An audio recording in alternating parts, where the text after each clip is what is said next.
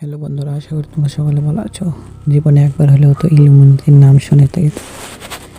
Illuminati গোপন একটি সংগঠন 1776 সালে জার্মানিতে বাভারিয়া অঞ্চলে প্রতিষ্ঠিত হয়েছিল অ্যাডাম ওয়েস্টের নেতৃত্বে।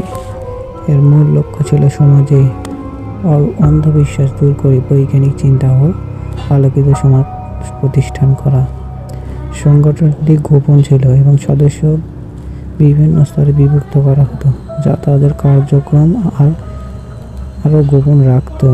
সাধারণত 18 থেকে 30 বছর যুবককে এই সংগঠন থেকে রাখা হতো।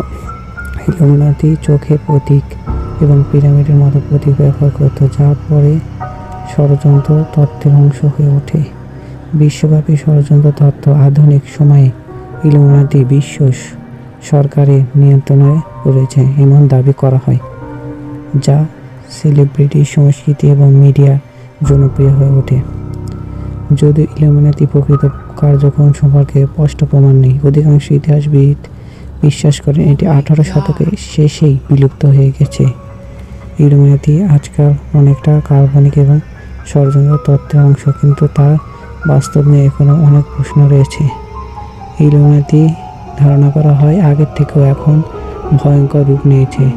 এখন বড় বড় বিজনেসম্যানরা খুব বলদের মাঝে ফুটে উঠেছে।